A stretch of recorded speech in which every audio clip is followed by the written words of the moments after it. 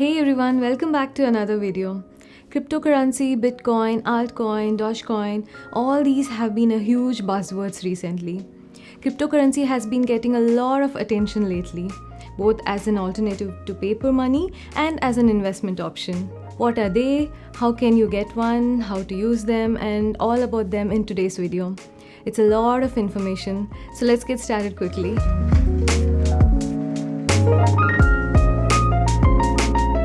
So what is a cryptocurrency? Before we understand what Bitcoin is, let's understand cryptocurrency is. And even before that, we need to understand what a currency is. In earlier days, items were traded for another item. For example, people bought salt in exchange for rice, corn in exchange for clothes, etc. This was getting tedious.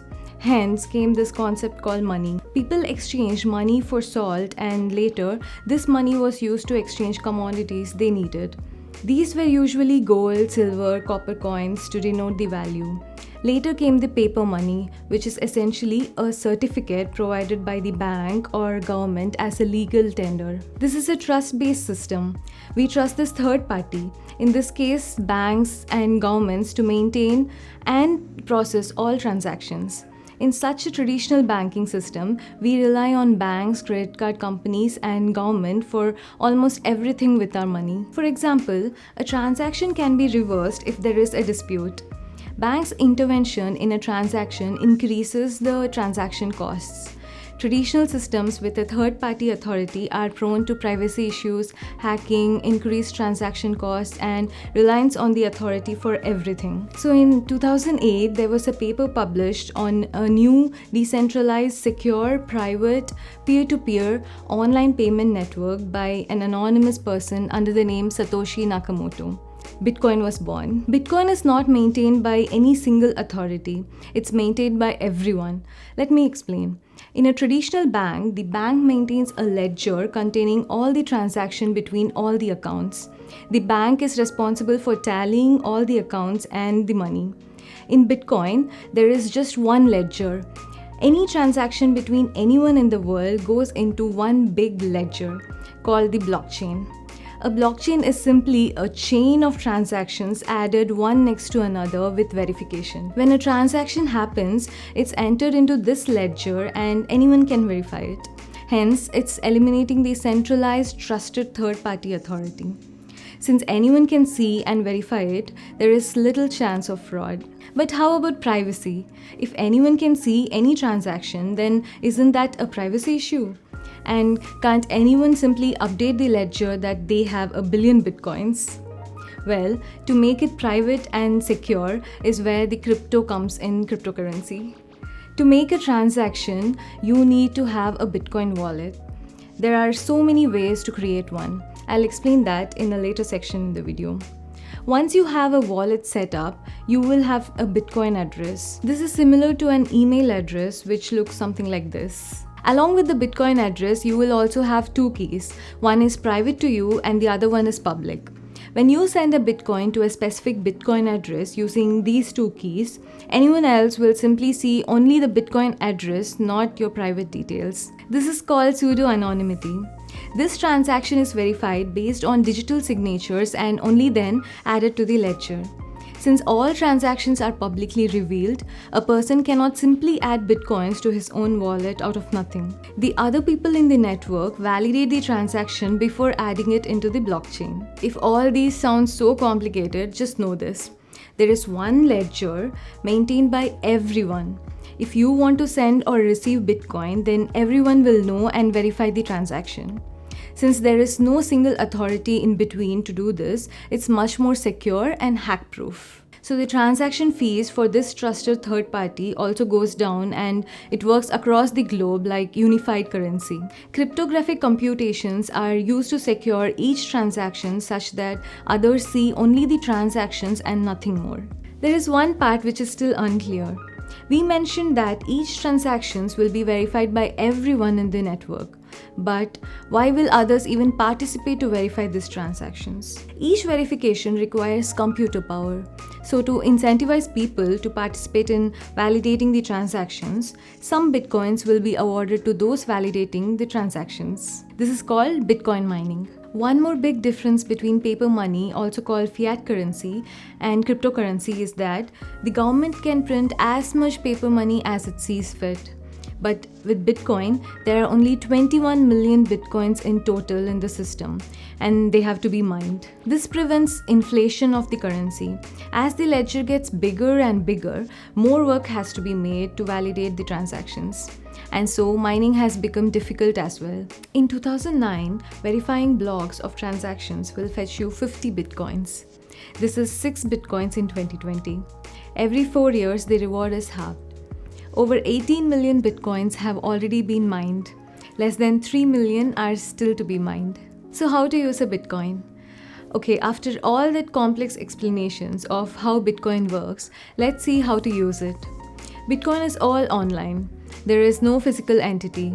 As I said before, we need a Bitcoin wallet to store and transact Bitcoins. Bitcoin wallet simply stores the Bitcoin address and the public key and private keys to the account. This has to be kept secure. Someone with private key can transfer all your Bitcoins to anyone. There are a few types of wallets. First one is hardware wallets. These are USB-like device which stores your keys. This is most secure of all, but losing the device means you lose your wallet. So the second one is desktop wallet and mobile wallets. As the name says, these are softwares and apps installed on your computer and mobile to store the keys and make transactions. Some examples are Electrum, Bitcoin Code, Armory, etc. Web and hosted wallets are your third options. These are online services which host your wallet, store your keys, and help you send and receive Bitcoins. Some examples are Coinbase, Blockchain, etc. Now remember this. These wallets will simply send and receive Bitcoins using your Bitcoin address to other Bitcoin addresses. This is like sending $10 to your friend. But there are platforms which will exchange Bitcoins for dollars and euros. This way you can exchange your fiat currency for Bitcoins. This is similar to a stock exchange where you can exchange dollars for a particular stock. Coinbase, Kraken, Binance, Gemini are few crypto exchanges. For beginners and less tech-savvy people, I think hosted wallet like Coinbase is the easiest option. You can easily exchange USD for Bitcoins, send, receive, invest, etc. using Coinbase. I'll leave a Coinbase link below for you to check out. Other than sending and receiving Bitcoins for services and goods between friends, a lot of major companies now accept Bitcoins for payments as well. Wikipedia, Microsoft, AT&T all accept Bitcoin payments now. A lot of pizza and chain of fast food restaurants now accept Bitcoin payments too. And you can even buy a Tesla car with Bitcoins. The list is growing. So let's talk about investing in Bitcoin. Ever wondered how Bitcoin became such a buzzword? It's not simply because it's a revolutionary new currency system or a simple value exchange platform, but because of how much the value of Bitcoin has grown in very short term and how people see it as an investment option. Bitcoin has made a lot of billionaires and even more millionaires. Is Bitcoin a better investment option over stocks and others? Well, not really. True, the value of Bitcoin was around $100 in 2013. It's now over $57,000 right now. No other stock has seen such a growth. This means if you had invested $1,750 in 2013, you would be a millionaire now. Did you know that the first ever Bitcoin transactions was used to buy 2 pizzas in exchange for 10,000 Bitcoins? Those pizzas are worth more than $446 million right now. With all that said, is Bitcoin a good investment option? The answer is not yet. See, the Bitcoin is highly volatile when compared to other investment options.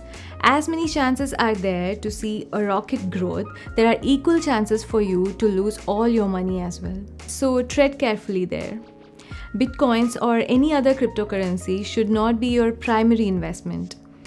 Try small and comfortable investments with cryptocurrencies to understand it better. After this enormous success of Bitcoin, a lot of similar cryptocurrencies emerged in the market.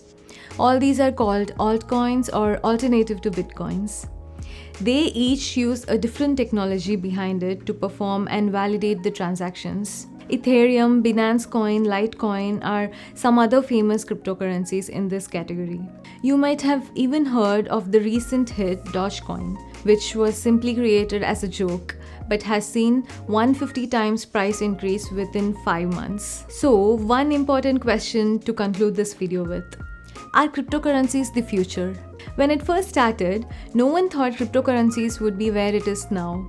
But it has slowly gained traction, and now all big players are coming to accept it as an alternative to fiat currency. A lot of countries like Japan are starting to accept it as a valid form of payment for goods. It's at the cusp of mainstream acceptance. Things like security, efficiency, accountability are still issues to be tackled by the cryptocurrencies. If it becomes mainstream, cryptocurrencies should be able to handle millions of transactions in a short span.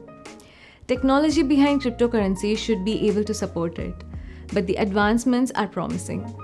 Companies are taking notice and investors are willing to invest. In spite of the headwinds, in my personal opinion, cryptocurrencies are here to stay. Please subscribe and like the video if you found it useful. This is Anjana. See you in the next one. Bye-bye.